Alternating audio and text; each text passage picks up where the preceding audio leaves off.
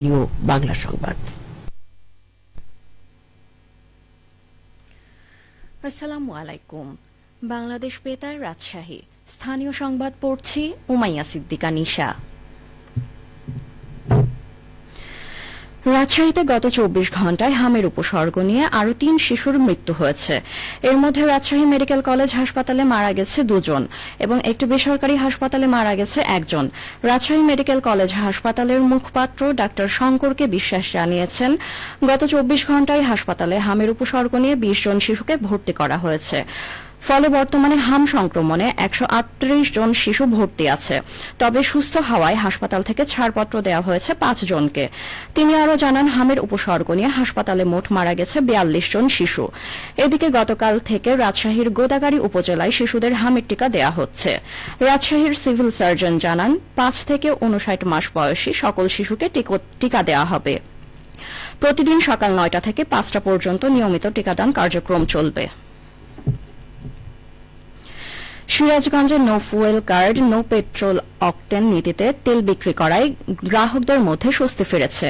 ভোগান্তি ছাড়া স্বল্প সময়ে লাইনে দাঁড়িয়ে তেল পেয়ে গ্রাহকরা সন্তোষ প্রকাশ করেছে। আর কৃষকরা কৃষি অফিসারের প্রত্যয়ন নিয়ে পাম্প থেকে তেল নিচ্ছেন। আজ সকাল থেকে জেলার বিভিন্ন পেট্রোল পাম্প ঘুরে এ চিত্র দেখা যায়। গ্রাহকরা বলেন, ফুয়েল কার্ড দেয়ায় তেল নিতে কোনো সমস্যা হচ্ছে না। স্বাভাবিক ও সুন্দর পরিবেশে তেল পাচ্ছেন তারা। কার্ড করায় অবৈধ গাড়িগুলো পাম্পে ভিড় করছে না। এতে প্রায় স্বাভাবিকভাবে তেল সংগ্রহ করা যাচ্ছে। ফুয়েল কার্ডের মাধ্যমে তেল বিক্রি করায় শৃঙ্খলা ফিরে এসেছে, কারণ কার্ডে গ্রাহকের চাহিদা অনুযায়ী কে কয়দিন পর কত লিটার তেল পাবে তা লিখে দেওয়া রয়েছে, যে কারণে ফুয়েল কার্ড ছাড়া কোনো চালক অযাচিত ভিড় করছে না। সিরাজগঞ্জ জেলা প্রশাসক মোহাম্মদ আমিনুল ইসলাম বলেন, ইতোমধ্যে জেলায় প্রায় ১৩,৫০০ গাড়ির ফুয়েল কার্ড বিনামূল্যে বিতরণ করা হয়েছে। নওগাঁর মান্দা উপজেলায় চলতি খরিফ মৌসুমে পাট, মুগ, তিল এবং উফশি আউশ ধানের উৎপাদন বৃদ্ধির লক্ষ্যে ক্ষুদ্র ও প্রান্তিক কৃষকের মাঝে বিনামূল্যে বীজ ও রাসায়নিক সার বিতরণ করা হয়েছে। গতকাল উপজেলা পরিষদ হলরুমে কার্যক্রমের উদ্বোধন করেন নওগাঁ ৪ আসনের সংসদ সদস্য ডাক্তার ইকরামুল বারী টিপু।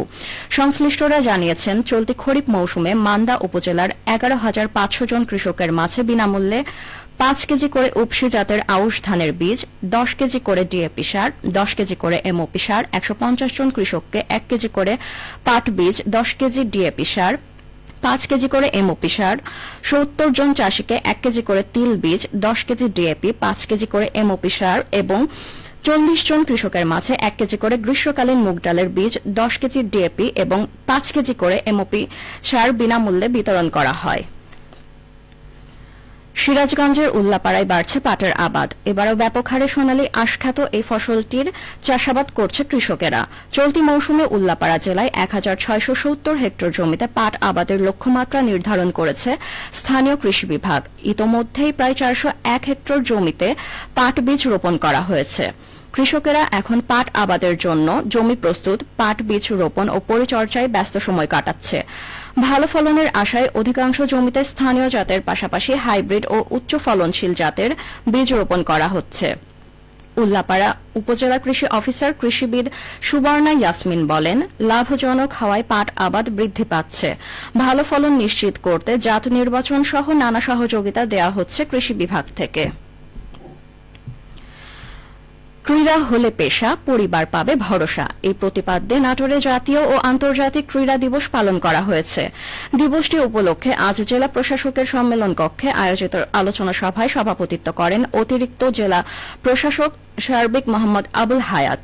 জেলা ক্রীড়া অফিসার রাকিবুল হাসান এসামি অনুষ্ঠানে স্বাগত বক্তব্য রাখেন। অনুষ্ঠানে বক্তারা বলেন, সরকারের পৃষ্ঠপোষকতায় সারা দেশে খেলাধুলার প্রসার ঘটছে। ক্রীড়াকে বর্তমানে পেশা হিসেবে গ্রহণ করার সুযোগ তৈরি হয়েছে।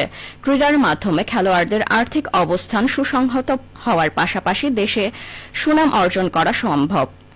আলোচনা সভার আগে কালেক্টরেট ভবন চত্বর থেকে একটি শোভাযাত্রা বের করা হয়। সবশেষে আবহাওয়া। আজ দুপুর ২টায় রাজশাহীতে তাপমাত্রা ছিল ৩১.৫ ডিগ্রি সেলসিয়াস। এই সময় বাতাসে আপেক্ষিক আর্দ্রতার পরিমাণ ছিল ৫৪%। রাজশাহী ও পার্শ্ববর্তী এলাকায় আজ সূর্যাস্ত সন্ধ্যা ৬টা ২৩ মিনিটে। সংবাদ শেষ হল। আমাদের পরবর্তী সংবাদ বিকেল ৪টা ৫ মিনিটে।